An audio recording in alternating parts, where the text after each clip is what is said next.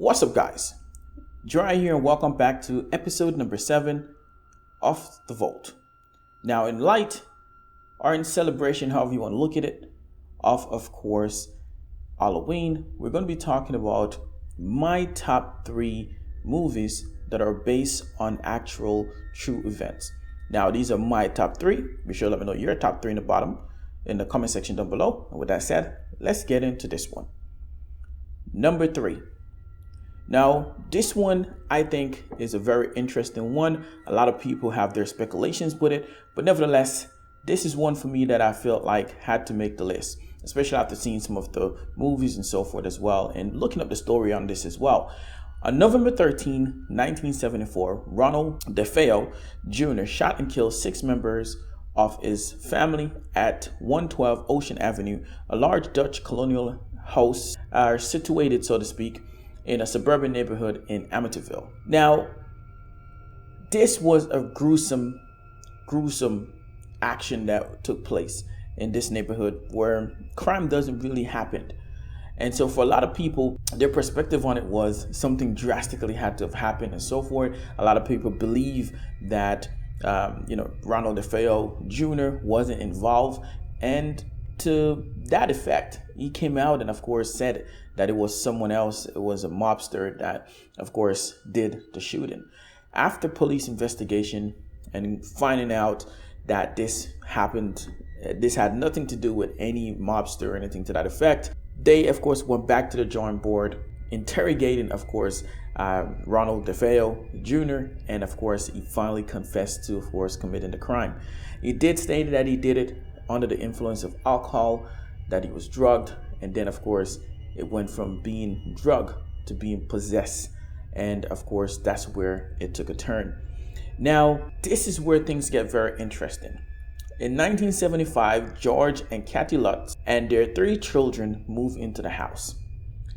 After 28 days, the Lutz left the home, claiming to have been terrorized by paranormal phenomena while living there. And this is where the paranormal, so to speak, was born, because of the different activities was taking place in the house. They were having so much experience. I believe George Lutz was getting up at 3:15 a.m. in the morning to go to their boathouse, and of course finding out that was the time that the murders actually took place. There was also stories of the house being, of course, swarmed and plagued by flies, even throughout the year, even in, of course, the colder time, in the winter time, which is not supposed to happen. These are the events that was taking place.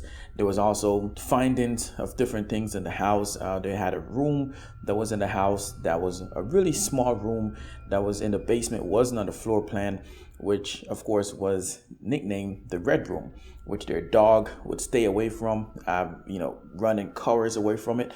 The kids didn't want to go there. The kids were starting to sleep on their stomach in the same fashion and manner that the family was found dead. And of course, also in the rooms that the murder occurred to as well. So there was a lot of things that was happening in the house that was mimicking the nature of the crime that was committed in the house. And, the Lutz family always, of course, experiencing this. Not just, George Lutz or Kathy Lutz, but the 3 children, and even the dog as well was having issues as well. Because there was some room, again, like I stated, the Red Room, the dog wouldn't even go close to. The dog would definitely stay away from, because of how terrified the dog was. And of course, these feelings and these sensations of stuff that was happening only got worse. The vivid memory Kathy Lutz had of, some of these stuff happening, and, visions of certain things that took place in the house that only people who were involved with the murder or, witnessed the murder, so to speak, or, were entwined with the cops and so forth would know about, which make our story somewhat very credible as to what happened in the house. So this, for me, definitely has to be on the list, in my opinion. Number 2, we're going to be talking about, of course, The Conjuring. Now, for me personally, I went and saw the first film. I haven't seen the second film. I will eventually get around to it. But the first film, in my opinion, was very terrifying. Now, there's always something that makes movies more interesting, or probably even trick your mind into thinking that, man, this movie is even more scary than it is, when you see those little fine print that says based on actual event, or this is a true story, and so forth. It gives you that feel. But in this sense, when you actually go and see this movie, and you actually go and look up the story and see all the films and different pictures and sessions that was taking place just to collaborate with what was going on in the movies, it definitely makes it very interesting. And you have to think to yourself, especially if people have all these different experiences, even myself included. I've stated and give you guys example of some of the stuff that I experienced. How could you not, if you're someone that have experienced certain things to yourself and not truly want to deem it as paranormal, but you have to say something happened. So why in this situation, these things that these people are saying happened couldn't have happened to begin with? It was so extreme, this movie, when it first came out, that they were actually putting warning, because in the screening of the movies, people were literally having issues. People were going home and seeing things. People were hurting themselves. They actually had paranormal people, investigators that were there, and people in that type of world space was there to help these people, and people could go to and talk with after the screening. That's how bad it was for a lot of people. Now again, keep in mind, this could be a mind thing as well, like I just stated. Sometimes your mind can play tricks on you, but for the most part, some people believe what they believe in, and sometimes it's hard to tell people they're not seeing what they actually feel like they're seeing. And I used to be one of those people where I didn't believe in any of those things, and still now I don't believe in certain things. I do believe that there are certain things out there, especially after my experience and the older I've gotten, and always thinking about it. Even when I talk about it, the chills that I get, and just the fact that I wasn't the only person that experienced the experience that I had, but also my brother at the same time, my cousins at the same time, while we're in the same household, and then actually seeing the proof of the people that we have never seen in our life, actually on pictures, and actually knowing that these are the people that we just dreamt about.